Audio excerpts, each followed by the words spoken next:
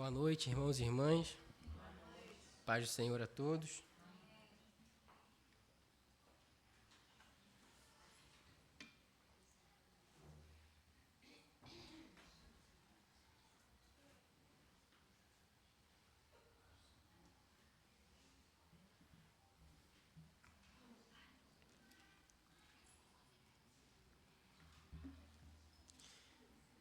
Peço que você abra sua Bíblia em Êxodo, capítulo 20.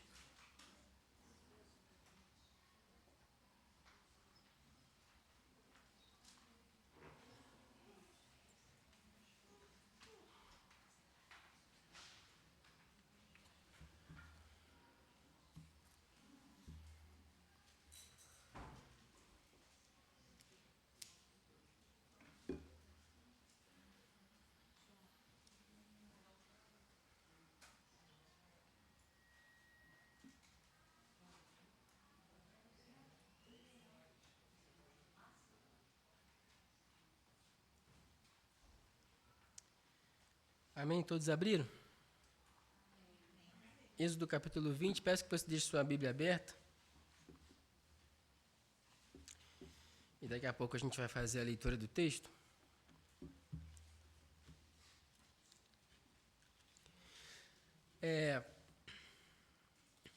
Tem uma música que eu gosto muito, que se chama Clear the Stage, Limpe o Palco, que é do Jimmy Needham. E ela é uma música que ela vai falar sobre limpar os palcos, né, da vida.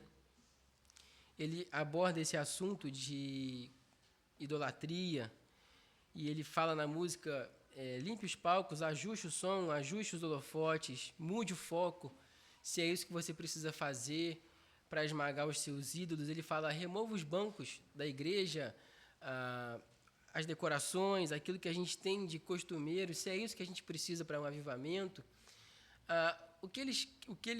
O desafio da letra da música que ele propõe é justamente a gente tirar do palco as nossas convicções e aquilo que a gente tem, por muitas vezes, como ídolos que tomam o lugar do Senhor. Eu acho muito apropriado ele usar essa figura do palco, ao invés de falar altar. Ele poderia falar limpe o altar e ele fala limpe o palco, porque os nossos ídolos dos dias de hoje, a maioria deles se coloca num palco, se coloca no lugar de apresentações e de holofotes. Então, eu acho muito apropriado quando ele usa essa linguagem. E ele faz essa proposta, limpe o palco, limpem os palcos. E tem uma parte muito forte quando ele diz, se você tem que iluminar algum lugar, ilumine os cantos escuros do seu coração, até que a vaidade, a luxúria e cada pecado seja exposto e você seja confrontado a colocá-los diante do Senhor. Porque, meus irmãos, se nosso coração tem um palco, tudo que é apresentado nele são coisas ruins.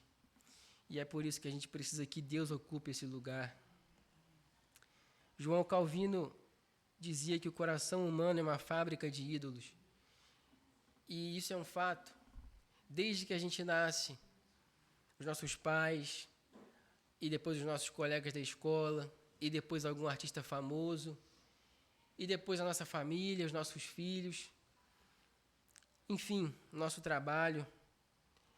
Desde quando nascemos, o nosso coração já começa a fabricar os seus ídolos, o nosso brinquedo preferido, as nossas brincadeiras preferidas, as nossas pessoas preferidas.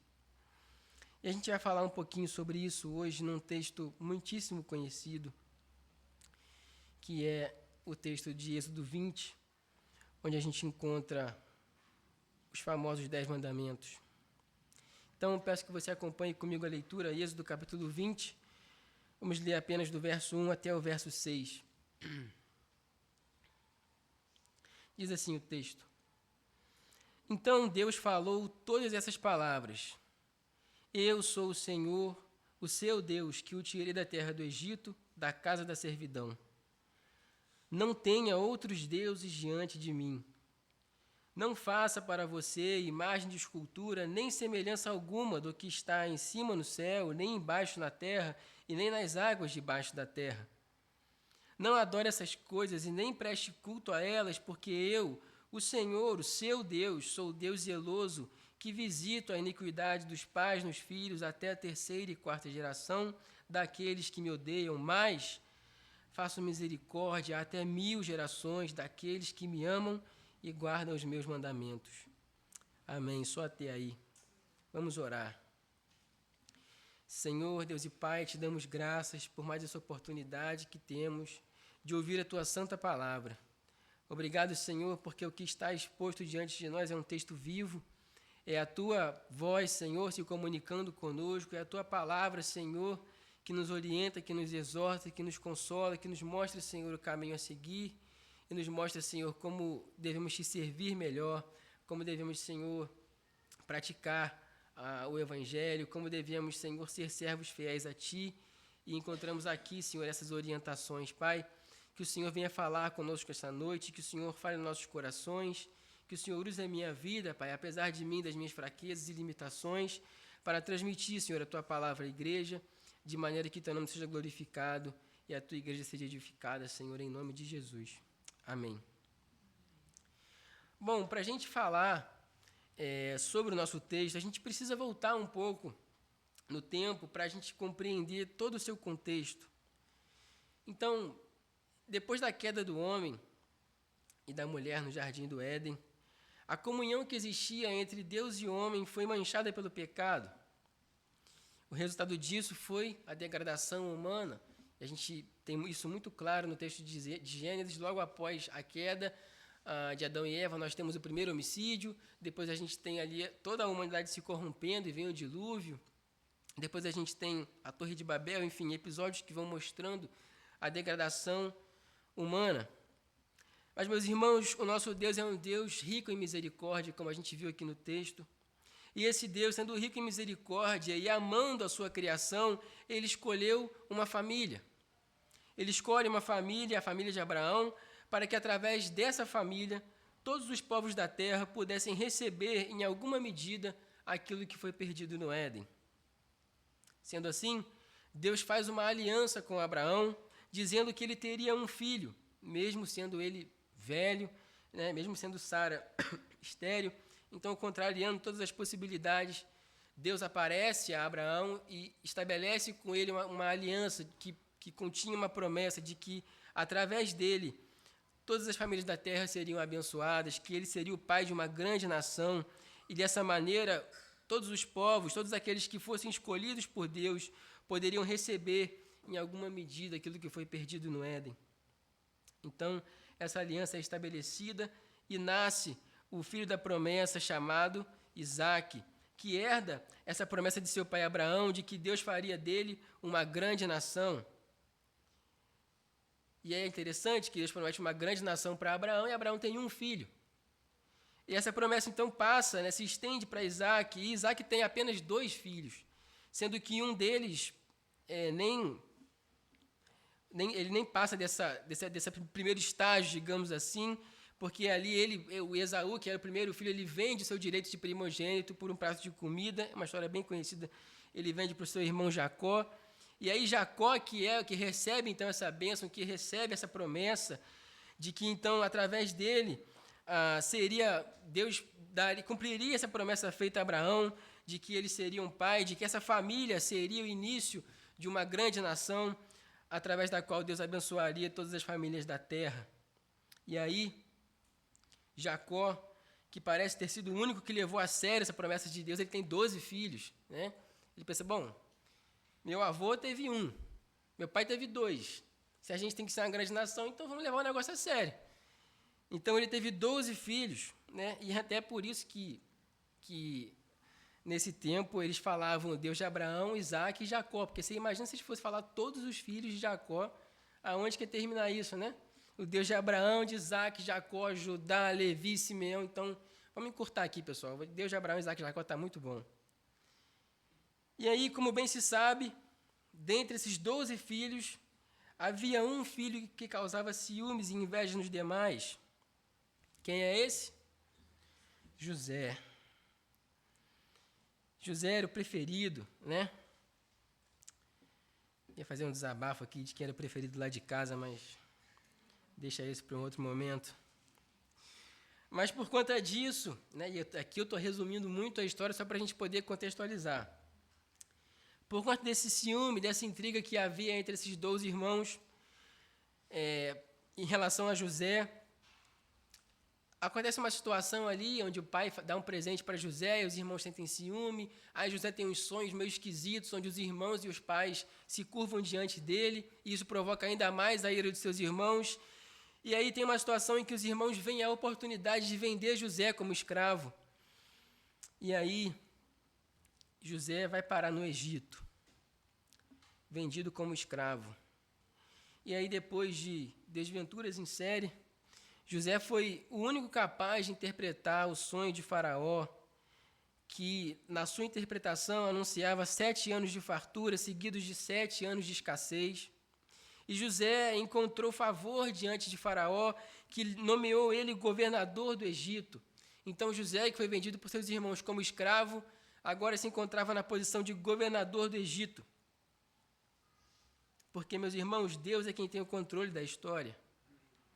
E o resultado disso é que durante os 7 anos de escassez, que sucederam os 7 anos de bonança, os filhos de Jacó, os irmãos de José, que o venderam como escravo, eles foram até o Egito atrás de suprimentos. E aí, mais uma vez, depois de uma série de acontecimentos, o próprio Faraó sugere, olha, José, traz sua família para eles morarem aqui a gente tem suprimentos, eles vão ser bem recebidos, eles vão ser bem estabelecidos aqui. Então, o próprio Faraó sugere isso para José, que a sua família fosse morar no Egito, e assim acontece. Jacó e sua família, seus 12 filhos e mais uma galera, cerca de 70 pessoas, eles vão para o Egito, e lá eles se estabelecem. E acontece que o tempo passou. Jacó, José e os seus irmãos morreram. O faraó, que nomeou José como governador do Egito, morreu. Aquelas 70 pessoas que foram para o Egito cumprindo ali o desejo de José também morreram. Mas aquelas 70 pessoas não economizaram, né? Eles cumpriram o mandato de Deus no Éden e cresceram e se multiplicaram, cumprindo também a promessa que Deus fez a Abraão, se tornando uma grande nação. A história é muito bonita, irmãos. Embora possua grandes episódios de tristeza, a gente vê como Deus vai, em cada detalhe, movendo a história para cumprir a sua vontade. E aqui a gente já entra no livro de Êxodo, onde o capítulo 1 vai narrar para a gente que naquele tempo, depois que os hebreus se multiplicaram na terra do Egito, naquele tempo levantou-se um rei no Egito que não conheceu a história de José, que não sabia quem era José, que não sabia as origens, o porquê que aquele povo hebreu estava fazendo ali, porque afinal de contas eles eram escravos e eles estavam ficando em um número muito grande, e isso causa uma preocupação nesse rei do Egito. E aí os hebreus que ali habitavam já não eram mais tratados com muita hospitalidade, eles agora eram escravos, e o capítulo 1 mostra para a gente que eles foram, que por causa do grande número de hebreus que estavam se multiplicando, o faraó coloca um cargo de trabalho pesado para eles, mais pesado, coloca ali supervisores para poder torturar e, enfim, né, dar algum tipo de castigo para que eles cessassem essa multiplicação. Só que, meus irmãos, o povo de Deus é igual pão de ló, quanto mais bate, mais cresce.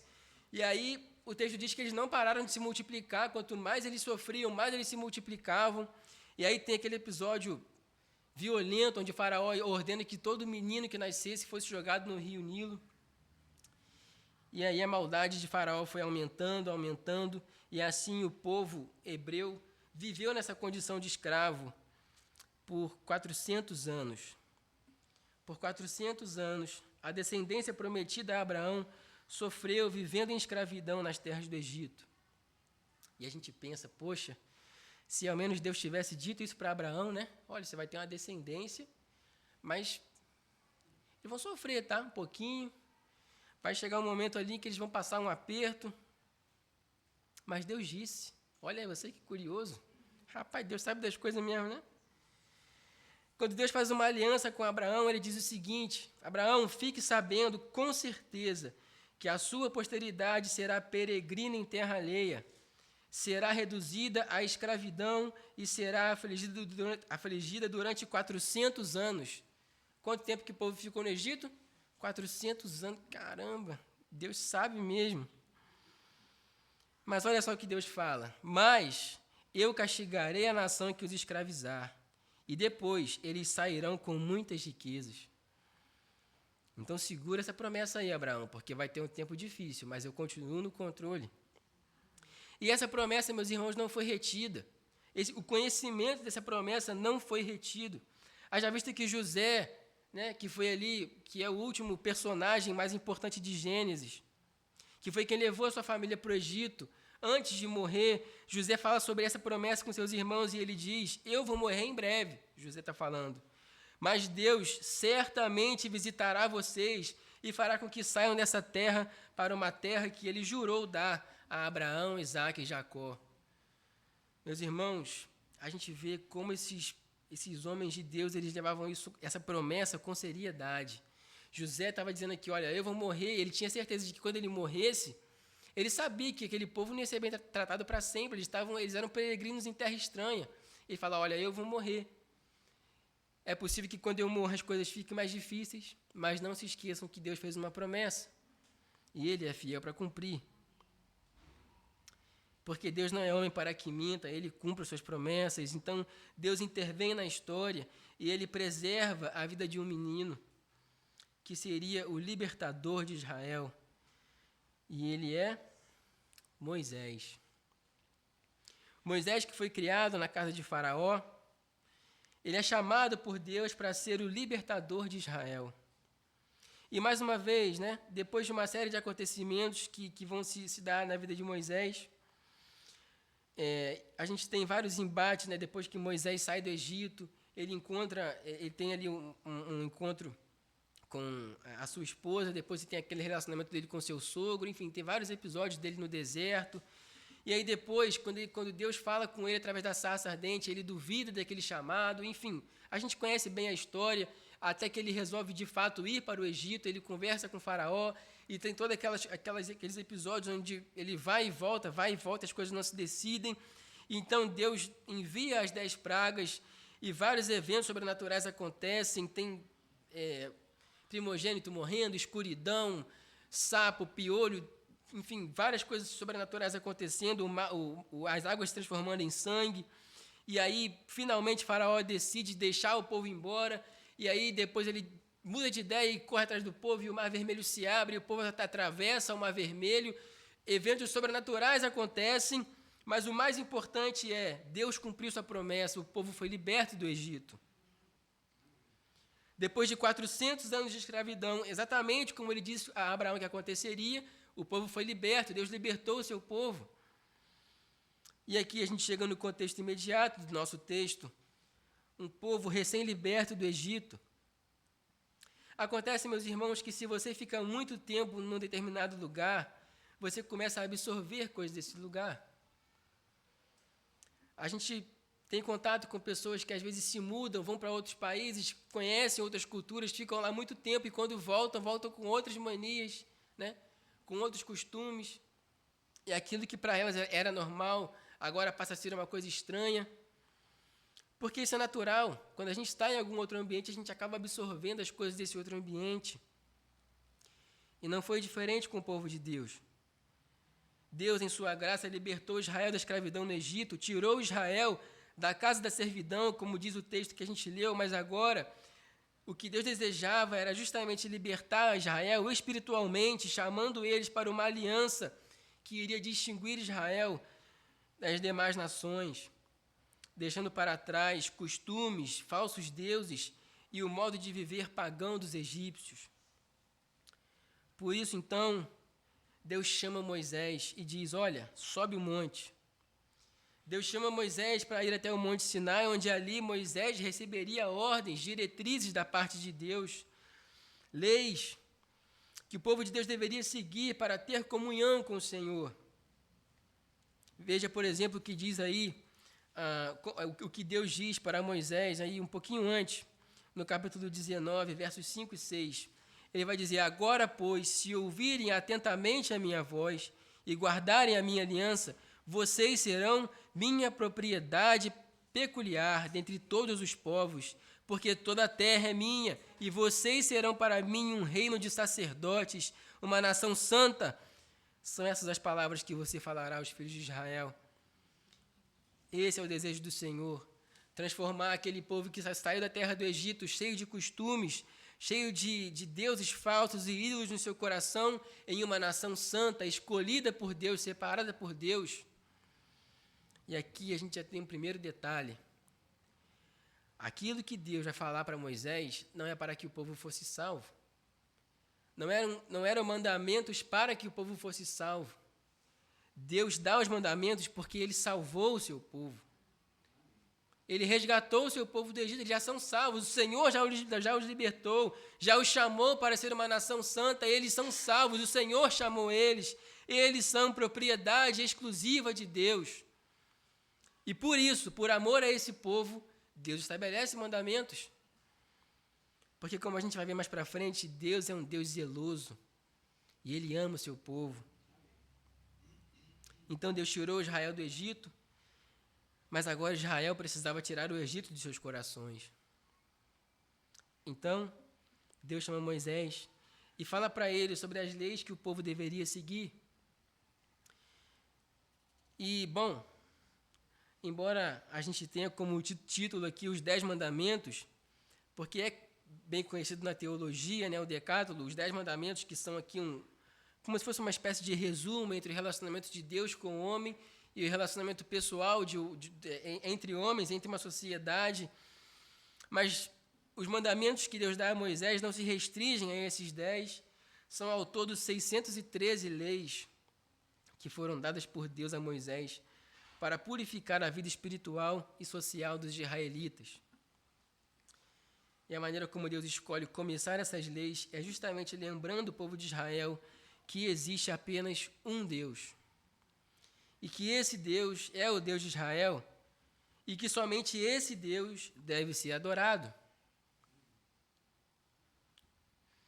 No Egito, havia uma cultura profundamente politeísta, isso é, vários deuses. Os deuses egípcios dominavam a mente, o imaginário popular daquela época. Haviam estátuas de deuses enormes em tudo que é canto. Ainda hoje, se você for no Egito, você vai poder ver algumas dessas estátuas em museus, enfim. E há estimativas que sugerem que os egípcios adoravam mais de 2.000 deuses e deusas ao longo da história. Então era tipo assim, um deus para cada situação, sabe? Tipo assim, se você queria água, aí você vai orar para o deus da água.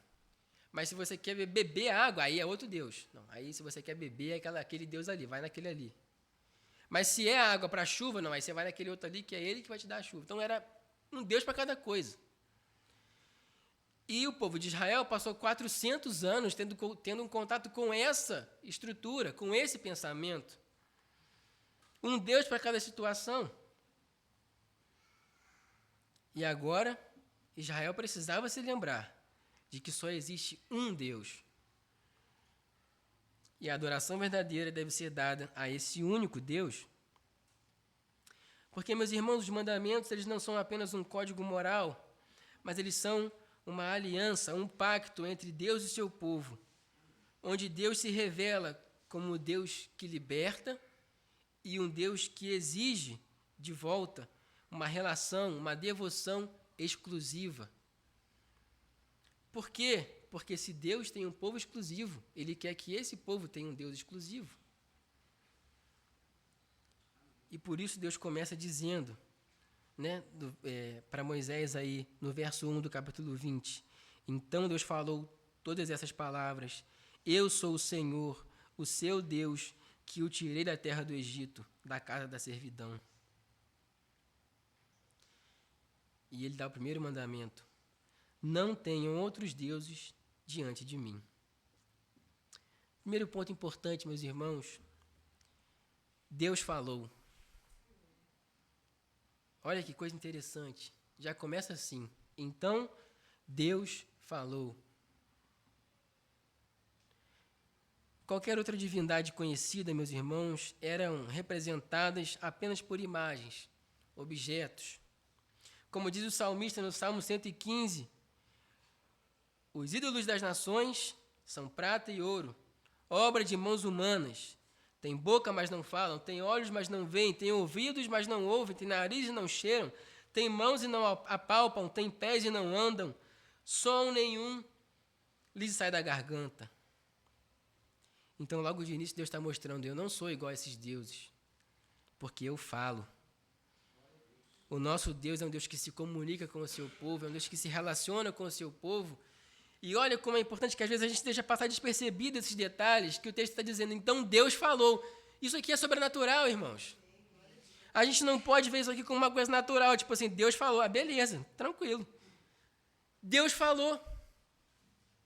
Isso significa que o que vem adiante, meus irmãos, não é qualquer coisa não, é uma coisa muito séria. Porque se Deus falou, e se Deus é Deus, e a gente entende Deus como a gente acha que Ele é, então, peraí, vamos ouvir o que ele tem para dizer, porque deve ser muito importante. O Deus de Israel é um Deus vivo, que se relaciona com o seu povo, que fala com o seu povo.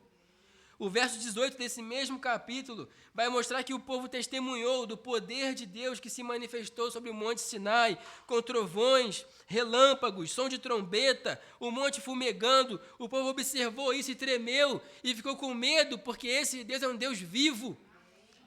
É um Deus que se manifesta, e quando Ele se manifesta, meus irmãos, o que a gente vê é poder, é glória, porque Ele é o único Deus.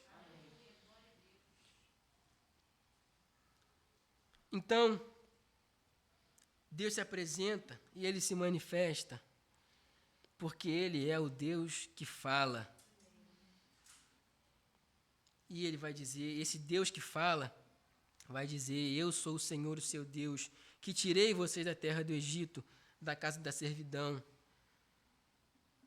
Deus já começa com essa declaração poderosa, eu sou o Senhor, seu Deus. Aqui Ele se apresenta como um Deus pessoal, o Deus de aliança que havia libertado Israel da escravidão, cumprindo a promessa feita a Abraão de que isso iria acontecer, que eles iriam passar um tempo no Egito, mas que eles seriam libertos. Então Deus deixa claro que foi Ele quem libertou Israel, não Moisés. Eu sou o Deus que libertei vocês. O que Moisés fez foi por causa do meu poder. Moisés foi usado por Deus como libertador, mas a libertação veio do Senhor. E ele fala isso, olha, eu sou o Senhor que libertei vocês.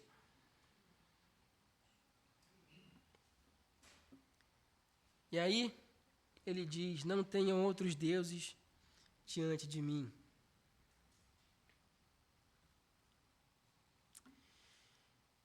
Meus irmãos,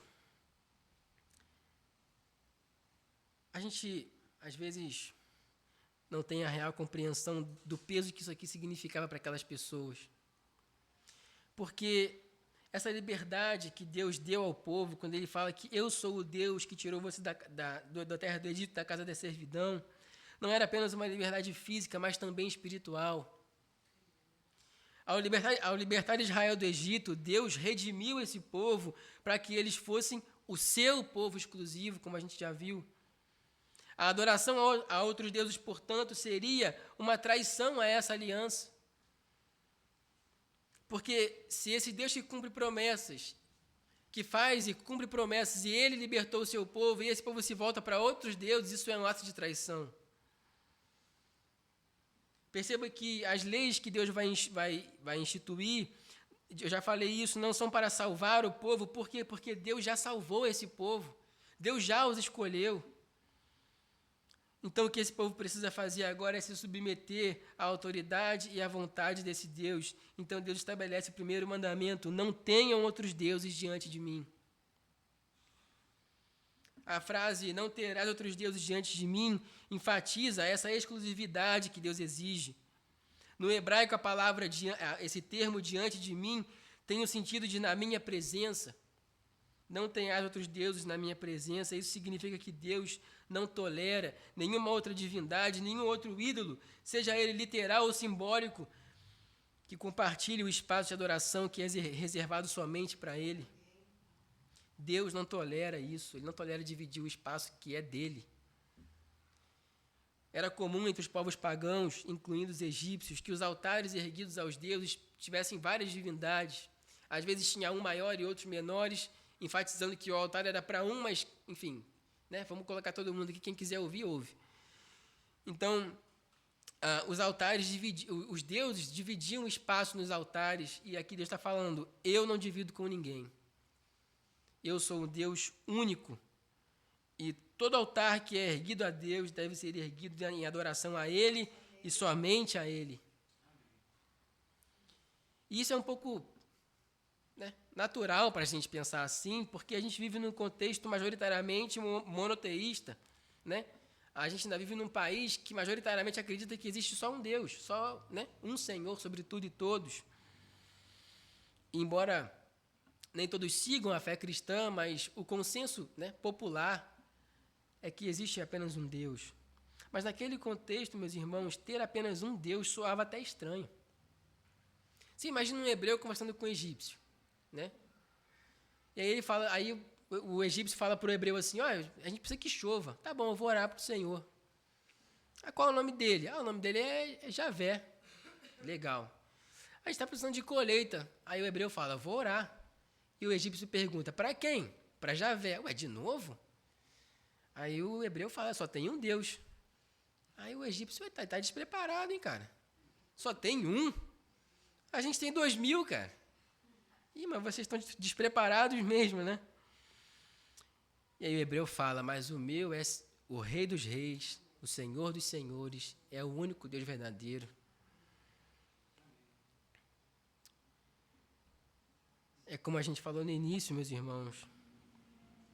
Para que a gente tenha essa compreensão, a gente precisa limpar os palcos da nossa vida, destronar nossos ídolos. E a gente vai ter a percepção de que só existe um que pode ocupar esse lugar. E aí vem o segundo mandamento.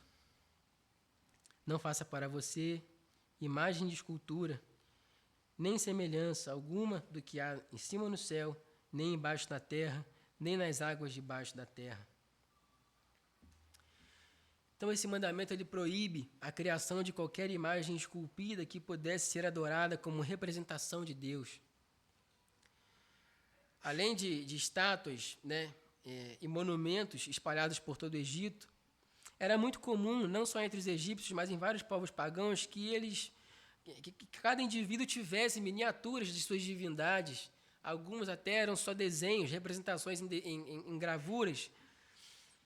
De alguma forma, isso trazia segurança para essas pessoas, como se as suas divindades estivessem presentes com elas, e era a única maneira deles se relacionarem com as suas divindades. Então, eles esculpiam, eles faziam esse tipo de coisa, e eles guardavam isso como essa segurança de que as suas divindades estavam ali presentes com elas. Mas, meus irmãos, como a gente está falando aqui, há somente um Deus. E esse Deus é Espírito. A gente aprende isso lá no Evangelho de João, capítulo 4, verso 24. Deus é Espírito, e importa que seus adoradores o adorem em Espírito e em verdade. Portanto, qualquer tentativa de representar o Senhor por meio de imagens ou ídolos limita a sua grandeza, distorce a sua natureza. Porque o homem pode se esforçar ao máximo, mas ele nunca vai ser capaz de reproduzir a glória de Deus. A nossa mente sequer consegue conceber a ideia de Deus, meus irmãos. Tamanha a sua glória. E ao proibir essas imagens, Deus estava protegendo a verdadeira adoração, que não deve ser retida a essas coisas materiais. Deus faz isso porque Ele é um Deus zeloso. E Ele não divide a sua glória com ninguém.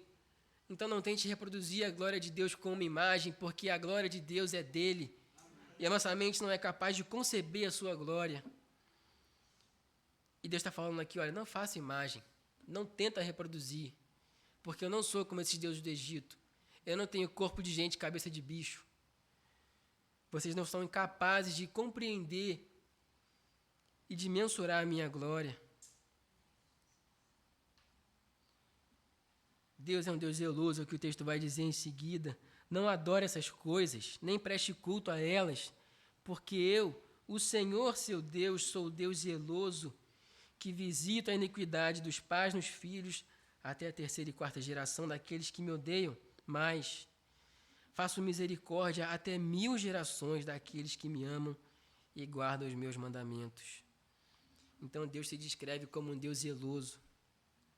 E a palavra traduzida aqui como zeloso, né, nesse texto, no hebraico ela carrega o sentido de um zelo intenso, um fervor, muitas vezes relacionado a uma proteção, a uma exclusividade. E Deus está falando, olha, eu sou esse Deus zeloso, exclusivo. A ideia é que Deus exige uma adoração exclusiva. Ele não tolera idolatria ou infidelidade espiritual ou qualquer infantilidade de tentar reproduzir o ser de Deus em imagem ou de adorar outras imagens que não sejam o Senhor. Ele não tolera isso porque Ele é um Deus zeloso e não divide a sua glória com ninguém. A glória é do Senhor e do Senhor somente. E não se trata de um zelo como um ciúme humano, mas um amor intenso, que não só quer a glória a quem é devida, mas também quer proteger o seu povo, para que eles tenham, o Senhor de Israel e Israel, um relacionamento. Pense no casamento a três. Hoje em dia está até mais comum isso, né? Tal do poliamor, está repreendido. Mas está famoso por aí, né? Essa desgraça. Mas vamos tentar aqui, né, como pessoas racionais, imaginar um casamento com 3 pessoas. Em algum momento vai dar ruim, gente. Não tem como. Porque não se pode adorar 2 senhores, né? Ou há de amar um e odiar o outro, ou vice-versa. Em algum momento vai dar ruim. Sempre tem aquele mais ciumento, sempre tem aquele que quer mais atenção, que é mais carente, não dá certo. Imagina o inferno que foi a vida de Salomão. 1000 mulheres. Misericórdia. E aqui, meus irmãos, é só para a gente ilustrar que Deus não pode, no nosso relacionamento com Deus, o relacionamento de Israel com Deus não pode ter um terceiro elemento aqui, não pode ter um outro Deus, uma outra divindade, um outro ídolo. É o Senhor, seu Deus, e o seu povo. E Ele é um Deus zeloso, Ele zela pela comunhão com o povo escolhido. E há consequências, meus irmãos, para aqueles que odeiam o Senhor e o desobedecem, porque Ele visita a iniquidade dos pais nos filhos até a 3ª e 4ª geração. Isso fala das consequências duradouras da idolatria. Vide o tempo que Israel passou no Egito, né? Quantas gerações ali não se perderam por conta dessa idolatria que eles tinham aos deuses egípcios. Um tempo ali suficiente para que eles se tornassem idólatras. E aqui tem muita gente que usa isso aqui para defender maldição hereditária. Não tem nada a ver com isso, meus irmãos, até porque o foco dessa mensagem nem é a maldição, mas é a graça de Deus que promete misericórdia até 1000 gerações. Então, o que é, meus irmãos, comparado à 3ª e 4ª geração, se o Deus de misericórdia estende a sua misericórdia até 1000 gerações? O foco não é a maldição, o foco é a bênção desse Deus que quer ter intimidade com o seu povo. Ele zela por isso. E estende a sua misericórdia até 1000 gerações daqueles que o amam e guardam os seus mandamentos. Porque, meus irmãos, embora o pecado da idolatria traga suas consequências, o nosso Deus é um Deus de infinita misericórdia para com aqueles que se arrependem e buscam a sua face, para aqueles que guardam os seus mandamentos. E aqui está estabelecido os primeiros 2 mandamentos. Não tenham outros deuses e não façam para vocês imagem de escultura. Aqui, meus irmãos, fica muito claro que é Deus se relacionando com o seu povo. Deus quer se relacionar com o seu povo. Muitas vezes a gente divide os mandamentos, né? Fala que tem ali a metade deles é para relacionamento de homem com Deus e a outra metade é do ser humano com outro ser humano. Em certa medida isso até faz sentido, mas a verdade é, meus irmãos, que os 10 mandamentos, eles interferem tanto na nossa comunhão com Deus, quanto na nossa comunhão com o próximo. Porque se Deus não é o nosso Senhor, é muito provável que o seu próximo seja o seu Senhor, que outra pessoa seja, e isso interfere a sua comunhão com essa outra pessoa. Quando nós não temos Deus como nosso Senhor, até nossa relação com nossos próximos fica difícil. E aqui a gente poderia destrinchar os demais mandamentos, mas hoje vamos ficar apenas nesses dois, onde Deus é muito claro. Eu quero me relacionar com o meu povo. E para que isso aconteça, vocês não podem ter outros deuses diante de mim. E vocês não podem fazer imagens de escultura para adorar. E graças a Deus, o povo de Israel seguiu esses mandamentos e foi fiel até o fim, durante toda a história. É isso? Não é isso. E, meus irmãos, como me dói isso aqui. Porque a gente faz isso aqui o tempo todo, gente. Isso aqui me dá um constrangimento. Quando a gente vê aqui, Deus falou. Deus está falando. O povo está vendo aquele monte pegar fogo e trovão e não sei o que, aquela coisa de maluco. O povo com medo de chegar perto do monte, tamanha glória que estava se manifestando naquele lugar. As coisas ali estavam acontecendo, é o Senhor se relaciona. Gente, é o Deus de toda a terra, é o Deus criador do mundo, é o Deus que sustenta todas as coisas na palma de suas mãos, é o único e verdadeiro Deus se relacionando com o povo. E quando Moisés desce do monte, o que ele encontra é idolatria.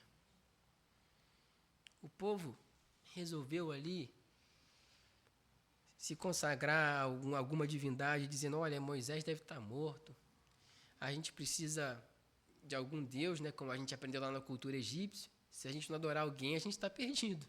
As coisas vão começar a desandar aqui para a gente. Então, Arão, faz um bezerro de ouro aí, vamos que vamos. E aí, logo depois que Moisés desce do monte, alguns poucos capítulos à frente, está lá o bezerro de ouro. E diz o texto que quando Moisés desceu, ele viu o povo em festa.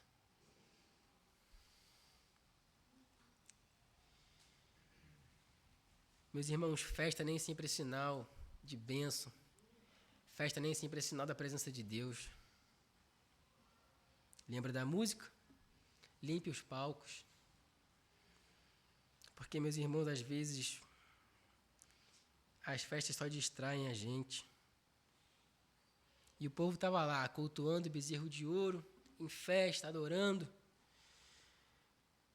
E, gente, se eu fosse Moisés, eu tinha morrido ali, com certeza, eu tinha infartado na mesma hora. E, meus irmãos, não parou por aí. Quando a gente lê a narrativa do Êxodo, você vai ver que isso é uma coisa recorrente. Eles são um povo idólatra. O coração deles é um coração idólatra. Só para os irmãos terem noção, aquele episódio que acontece lá com as serpentes que invadem o arraial e eles são picados e um monte de gente morre. Então Deus fala para Moisés, olha, ergue uma serpente de bronze e todo mundo que olhar para ela vai ser curado. Sabe o que eles fizeram? Tornaram a serpente uma divindade. Olha aí. Lá em 2 Reis vai dizer que quando eles foram purificar o templo, jogaram fora lá a serpente de bronze que Moisés ergueu no deserto. Tinha até um nome, Neustanda, era até um nome para a serpente. Para você ver o nível de idolatria desse povo. Eu fico imaginando, eu ia falar animais, mas os seres humanos que estavam ali conversando e pensaram, pô, mas essa serpente aqui livrou a gente da morte, vamos dar um nome para ela. Vamos adorar essa serpente. E, meus irmãos, Deus está o tempo todo querendo se relacionar com o seu povo. Sabe aquela parte que a gente considera mais chatinha ali de Levítico, aquelas leis ali toda para construir o tabernáculo, e tem bordado daqui, 14 metros de lá, e tem que ser fio de ouro, não sei o quê. Isso, meus irmãos, é porque Deus é um Deus zeloso, e Ele quer ter comunhão com o seu povo, só que se eles querem ter Deus como vizinho, tem que fazer do jeito de Deus. Tem que seguir a orientação do Senhor, e, meus irmãos, hoje não é diferente. Quem quer ter comunhão com o Senhor tem que seguir os mandamentos do Senhor. E a gente, toda vez que a gente olha para o Antigo Testamento, para os 10 mandamentos, a gente se pergunta, mas espera aí, vamos lá, como é que Jesus falou disso aí, né? Será que Jesus não aliviou a barra para a gente? E a gente sabe, meus irmãos, que o histórico de Jesus geralmente é elevar a barra, não diminuir. Muitas vezes a gente ignora, a gente não dá devida importância para essa primeira parte dos 10 mandamentos, onde, como eu falei, né, a gente costuma associar que isso é a nossa relação com Deus. Porque, afinal de contas, Quem tem que se preocupar com esse negócio de imagens, de idolatria, é uma outra turma aí, né? Que costuma fazer missa domingo de manhã. A gente? Que é isso? A gente aqui é um povo... Essa parte é para amadores, a gente já passou desse nível. E aí, Jesus, o verdadeiro libertador do povo de Deus, ele toca nesse assunto. E como ele sempre faz, ele aperta mais o cinto. Jesus diz: ninguém pode servir a dois senhores, porque ou vai amar a um e odiar o outro, ou vice-versa. E ele destaca que é impossível servir a dois senhores. Ele fala isso lá quando ele fala sobre as riquezas em Mateus 6. E ele até usa um nome, né? Não é possível servir a Deus e a Mamon. Não dá para servir dois senhores. Porque o conceito de adoração, meus irmãos, é tudo ou nada. Ou Deus é, ou ele não é.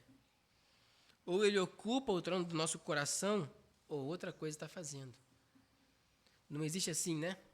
90% é de Deus, mas tem aqueles 10% ali que Deus não divide a sua glória com ninguém.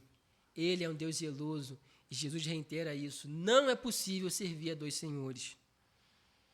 E aí, em outro momento, quando os fariseus tentam pôr Jesus à prova, eles questionam Jesus sobre qual é o grande mandamento. O que Jesus responde? O primeiro maior mandamento é: amarás o Senhor teu Deus de todo o teu coração, de toda a tua alma e com todo o teu entendimento.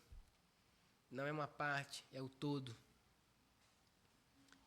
Isso é, meus irmãos, o oposto de idolatria, que divide a nossa afeição entre Deus e outras coisas. Jesus está falando aqui, olha, não. Se você quer cumprir o grande, o maior mandamento é: ama o Senhor teu Deus com todo o teu coração, com toda a tua alma, com todo o teu entendimento. Isso é, Deus tem que ser tudo na sua vida.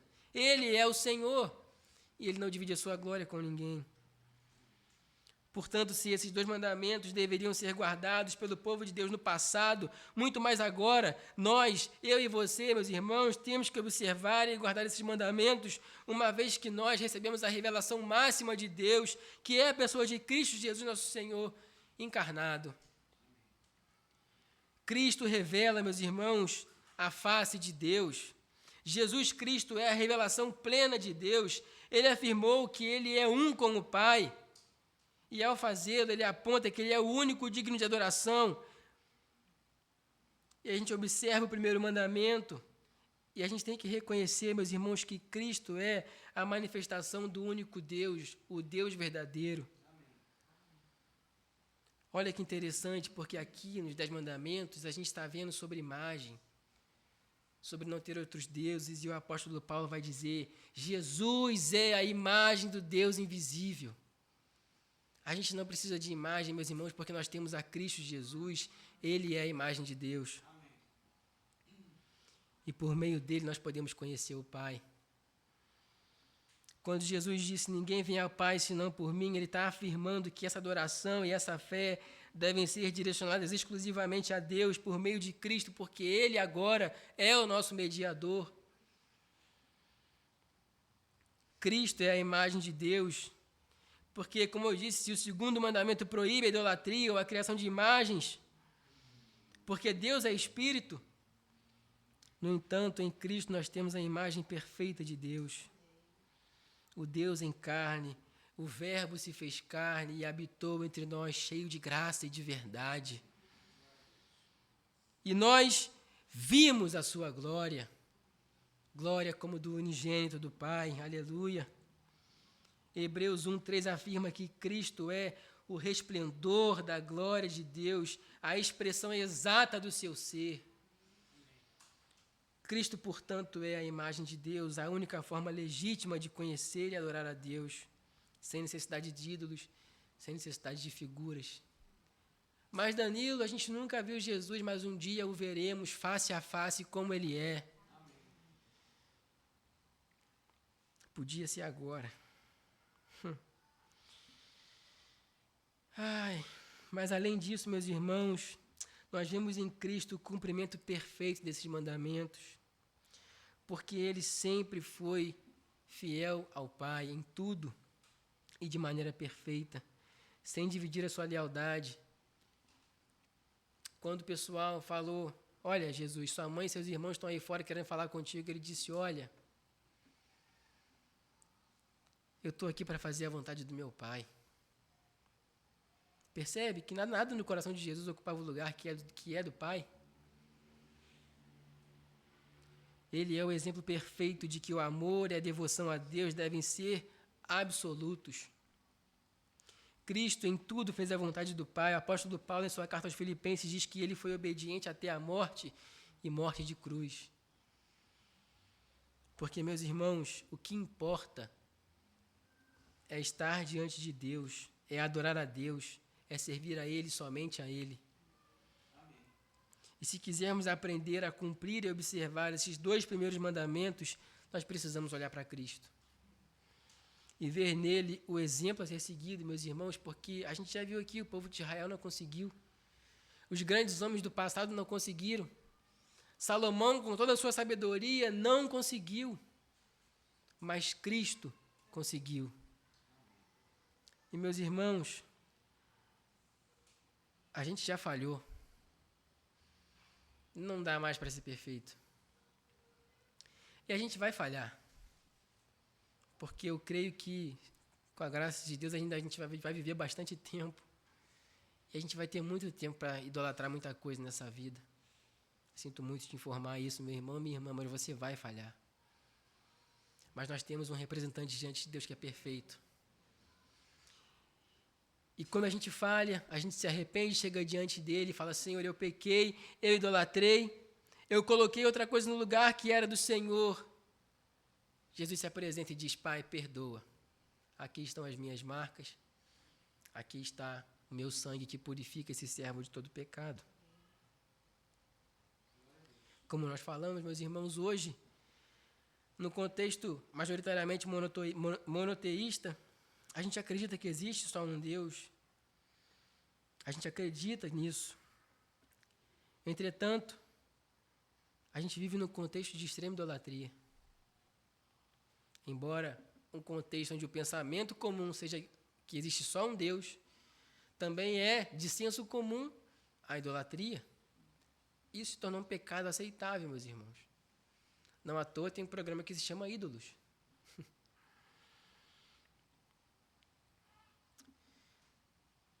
Tudo na vida de qualquer pessoa hoje parece ter mais importância do que o Senhor. Talvez os nossos corações, as nossas mãos não fabriquem ídolos de prata, de ouro, mas nós criamos ídolos nos nossos corações, como a gente viu no começo, nosso coração é uma fábrica de ídolos. Porque, meus irmãos, qualquer coisa que ocupa mais o nosso pensamento, o nosso ímpeto, as nossas vontades, dinheiro, sucesso, prazer, status, relacionamentos, tudo isso pode se tornar idolatria se isso ocupa o lugar de Deus nos nossos corações. Tim Keller, no seu livro Deuses Falsos, ele diz, se qualquer coisa se torna mais fundamental do que Deus para a sua felicidade, sentido na vida e identidade, então essa coisa é um ídolo. Qual é a razão da sua felicidade, meu irmão? É o seu filho? É o seu marido? É o seu trabalho? É a sua esposa? É nisso que a tua felicidade consiste? Isso é um ídolo, porque a sua felicidade deve ser o Senhor. Ou ainda, citando James Smith no seu livro, Você é aquilo que ama. Ser humano é ter o coração. É impossível não amar. Nós somos seres feitos para amar. Logo, a questão não é se você amará alguma coisa acima de tudo, mas o que você vai amar acima de tudo. Precisamos limpar os palcos da nossa vida, meus irmãos, e remover qualquer coisa que concorra com Deus. Quem é o teu Deus? A nossa adoração moderna frequentemente se mistura com adoração a ídolos invisíveis. Trabalho, família, lazer, dinheiro, prazeres. E eles podem tomar o lugar que pertence somente ao Senhor. E veja, meus irmãos, isso aqui não é uma questão tipo assim, eu preciso fazer isso aqui para ser salvo. O Senhor te salvou. Ele te escolheu. Ele te lavou com seu precioso sangue. Mas Ele quer ter intimidade com você. Ele quer se relacionar com você. E, meus irmãos, eu não sei se vocês já tiveram essa experiência, mas é tão bom quando, em algum lapso de tempo, a gente tem a sensação de que Deus é tudo para nós. De verdade, não só com uma canção solta ao vento, mas quando a gente, de fato, mesmo que seja por um período curto de tempo, a gente tem aquela compreensão de Senhor, se não fosse o Senhor, eu certamente teria sido consumido. E isso enche a gente com uma força, com um prazer que a gente pensa, meu Deus do céu, nem a morte pode me separar do amor de Deus, que está em Cristo Jesus nosso Senhor. Mas muitas vezes, meus irmãos, a gente começa a adorar ídolos à medida em que a gente trata o próprio Deus como um Deus inferior.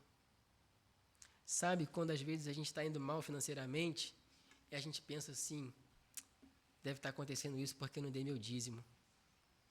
Isso é o ídolo da prosperidade na sua vida. Porque, meus irmãos, com Deus não funciona a barganha. Deus não é esse Deus que você dá para receber. O que de melhor Ele pode te dar, Ele já te deu. Quando a gente pensa assim, a vida está indo muito mal, deve ser porque eu faltei aquele culto. Isso é um ídolo, meus irmãos, porque o nosso Deus não é assim.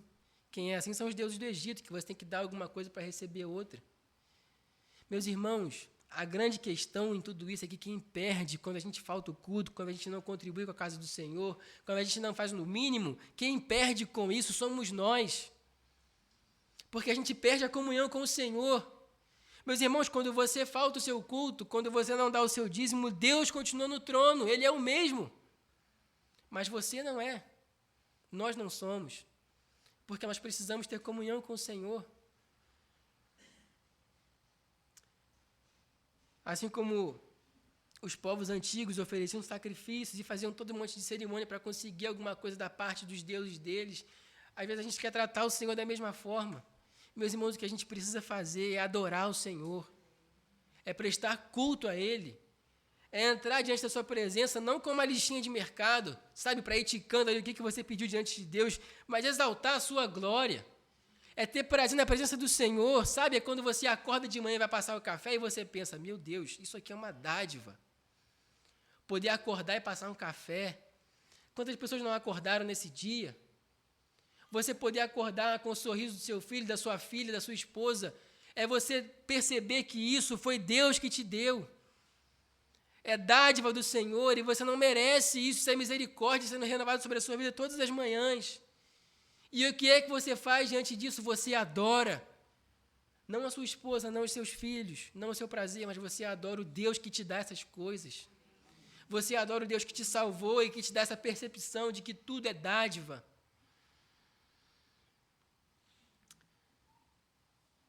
Então eu pergunto a você, meu irmão e minha irmã, o que é que tem ocupado o lugar de Deus na sua vida? Quem é o teu Deus? Quem é a sua prioridade?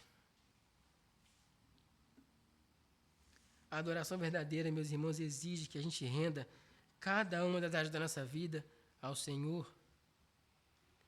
Como a música que eu citei no início, se é para a gente acender alguma luz no palco dos nossos corações, que seja para iluminar aqueles cantos escuros onde o Senhor ainda não tocou e que precisa ser tocado.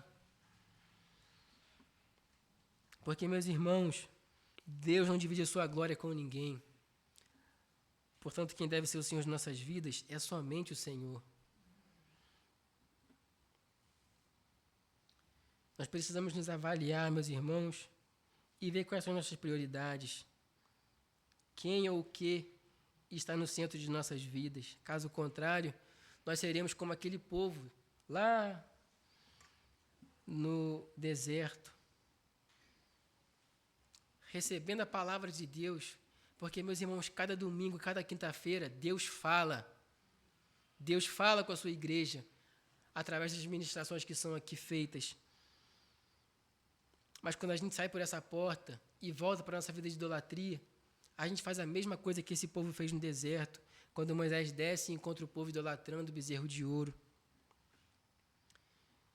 Deus tem falado, meus irmãos, porque Deus é um Deus zeloso e Ele quer ter comunhão com o seu povo. Portanto, meu irmão e minha irmã, não tenha outro Deus diante do Senhor, o seu Deus. Não faça para você ídolos, sejam eles mentais ou físicos. Nós precisamos, meus irmãos, voltar a essas bases, a essas coisas que são primárias à fé cristã. Porque são essas coisas básicas que o mundo de hoje quer roubar de nós. Quando a gente entra nas redes sociais, o que a gente mais vê é a idolatria. Pessoas que têm os corpos ideais, e aí todo mundo quer aquele corpo ideal. Aí a pessoa que bota uma roupa nova, todo mundo quer aquela roupa nova, porque as pessoas têm os seus ídolos, elas querem ser como aquelas pessoas. Mas, meus irmãos, pouco importa isso. O que importa é que nossas vidas estão diante do Senhor. Porque não há prazer maior do que viver em comunhão com Deus. Por isso, não podemos ter outros deuses, sejam eles quem for. Não coloque no seu filho, na sua família, uma atenção, uma adoração que pertence ao Senhor. Eles não são os seus deuses. Não coloque no seu trabalho, nas suas realizações, um peso que pertence ao Senhor. Porque, meus irmãos, se nós nos colocarmos diante de Deus, reconhecendo que muitas vezes nossos corações são idólatras e que precisam ser transformados, o nosso Deus é um Deus de misericórdia. E que tem misericórdia daqueles que o amam e que guardam seus mandamentos.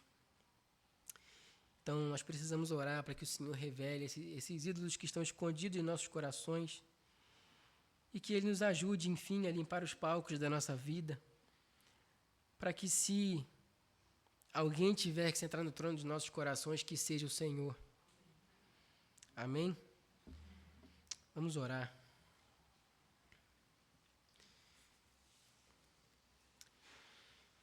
Senhor Deus e Pai, te louvamos pela Tua palavra, que nos desafia, Senhor, que nos exorta e que nos consola. Senhor, nós somos um povo impuro, somos idólatras por natureza. Desde que nascemos, Senhor, idolatramos nossos pais, depois amigos, depois pessoas, brinquedos, realizações, trabalhos. E a gente vai vivendo, Senhor, e os ídolos vão se acumulando.